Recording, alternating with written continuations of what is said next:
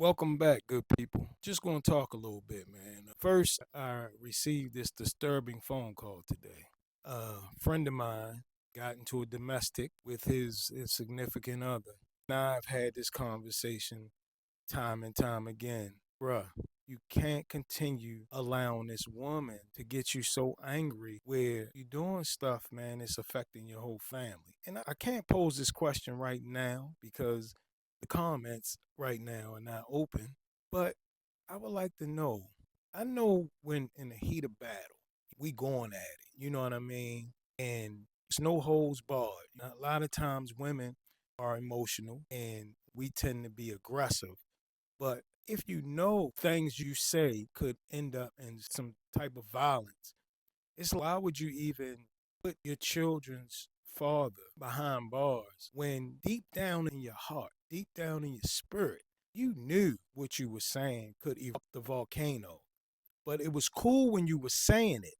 But then when you get the reaction from it, now, oh no, I'm calling the police. I'm doing this and doing that. Low blows talking about this is why your children, that's why they don't call. This is why people don't fuck with you now.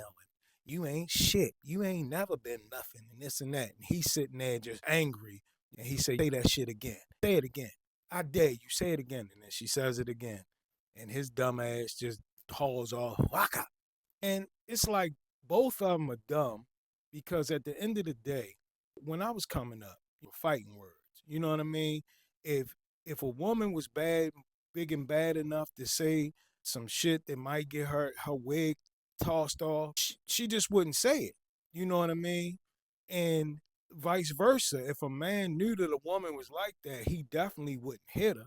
He would just walk away from her or just leave her the hell alone. But of course, we living in a society now, it's not like that. You know what I mean? And I will say that a lot of the reason why a lot of things are the way they are is because we got a little bit of time. So a little bit. Let's take it back to the Black Panther days when one of their main fights was to get or fight against liquor stores being in our neighborhoods. Everything that could potentially kill us was primarily in our neighborhoods. Of course, they fought for a lot more than that, but that was the primary fight because they could see how they were trying to sabotage the black neighborhood.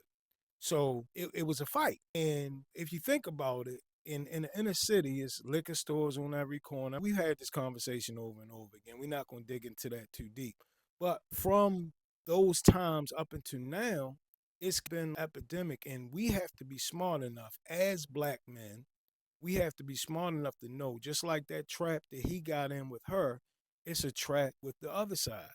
If you know that someone is setting a trap for you, we have to be smart enough not to jump in it. You feel me? So at some point, we went for the trick. I did too. I got caught up in some stuff back in my younger days too.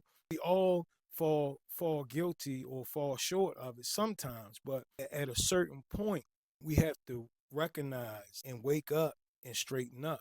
Because I know I did. You understand? So that took a lot of us out of the household. Man, we gonna stay on topic. That took all of us, a lot of black men out the household. So what did it do?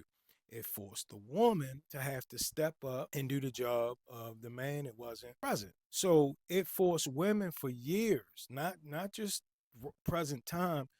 It forced women for years to have to put the pants on and do the job that the man wasn't doing.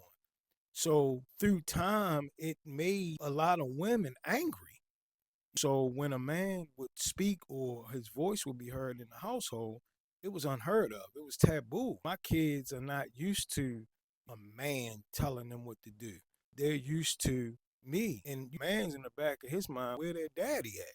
But that's another story. But the point that I'm making is so she's developed this masculinity, this anger towards men, which some is understandable. Got it. But at some point, and I say this in a lot of my videos, at some point, she has to take responsibility for the choices that she makes in men. She has to at some point. And I say this a lot. If this is the eighth failed situation, then that could be the sixth bad decision. So at some point, we all have to start taking responsibilities for the decisions that we make. But anyway, back to the subject. So he's not in the household. So it forced the woman to have to cut her grass, change her oil, put air in her tire. And the thing that really used to get me, man, was to see a woman pumping her own gas. I'm 53, right? So I grew up in the 70s, primarily in the 80s, because I was young in the 70s, but primarily in the 80s. And for a woman to pump her own gas, oh no, that was disrespectful. So it's brought up a lot of anxiety, anger. So then flip it back to the man who's trying to get himself together, or he may have did his time in jail, whatever his deal is. He may have been on drugs and now he's clean, whatever his deal is, but now he's being accounted for now. He's here now. He wants to be noticed. You know what I mean? So it's like he's looking at the woman, here, baby, I'm here. And she's like, and what? And I always resort back to the man. That's why this channel and this, for lack of better terms, series is about unmasking the man. Because I think in a lot of ways, if women could understand a lot about the man that's in the making, the man is trying to get himself in order, get himself in gear, start moving in the right direction. If she could understand him better, I think a lot of what happened to my friend wouldn't happen because he's trying and she's trying also, without a doubt. But he has to have, because men, believe it or not, are more emotional than women are in a lot of ways. We desire more attention. For an example, that's why, rather, a man will always get a car, tint his windows, and put rims on it because we have to draw attention. I always say, like, a woman, and I don't know what city you're from, but if you think of the hottest block or the hottest street that most African Americans or whatever, our people ride down or whatever, you could have a woman dressed in her sexiest gear, that, and she's walking down the street, and men are honking the horn, right? But the same man, I won't say the same man, but a man could be walking down the street, your homie, and he got on his flies gear. He spent 500 for the whole layout. He can walk down the same street and not one horn would blow, not one. He like that, boom, and not one horn blew, right? So the point I'm making is we have to, a man will stop and say, hey, boo, you need a ride? You good? You okay? I'm from Baltimore, so you can tell by the accent. But he'll blow and be like, what's up, boo? You need a ride? You good? She like, I'm fine, I'm all right. But the same, a woman will ride past him and she'll tell her girlfriend in the car, she'll be like, damn, he look good. He fine as shit. And she'll keep riding. He never heard it, never knew. So what it does is it forces us to be noticed. So when we come in the club, that's why we got the jewelry on. That's why we got the catchy phrases. We do. We come in with some phony ass little line and we throw it on you and shit. But you know how we do. So we do that because we don't get that naturally. So if you put it back to the relationship sense, it's the same deal when he's in the house with you. He comes home, he wants to, when he come in from work, he would love for his woman to say, how was your day, babe? I know you worked hard today. Even though we know you work too, because this is the new world. Most of the time, y'all going 50-50 on the bills and you work too. But I'm only identifying the needs in the relationship. That's a necessity for a man. It's a necessity because from the beginning of time, we were originally supposed to be the breadwinners. So when we do something, we like to be rewarded. Problem is, women know that, and women feel like, well, shit, if you getting rewarded, then I need to be rewarded too. Because first of all, I make more money than you. I work longer hours than you. I'm this and I'm that, and it's this competition thing. But we gotta let the competition piece of it go and start dealing with the needs. Her need is when she comes in, she has a need for you to listen to what happened at work that day. She wants to talk. She like, well, yeah, motherfucking Michelle, this bitch, she did it again. We try not to cuss too much on this channel too, but this bitch did it again. And you like, what she do? Oh, she came in there today with her little phony little outfit on, and she was trying to talk all that. I'm like, who is you talking? And I'm like, and then the man, he out of it. He done mentally checked out after the outfit, and he like, oh man, that's fucked up. And she still, but she understands he not really into that conversation. So the same thing with him.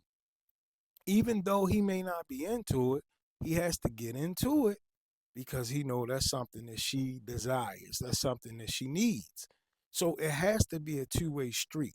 And none of this stuff is going to be perfect.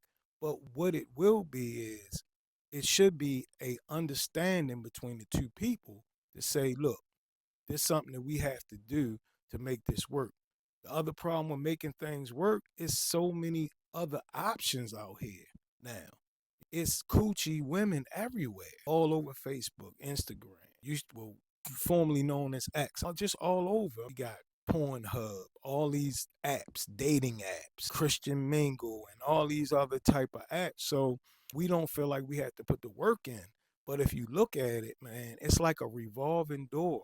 One out another one, out another one, and the only common denominator is us.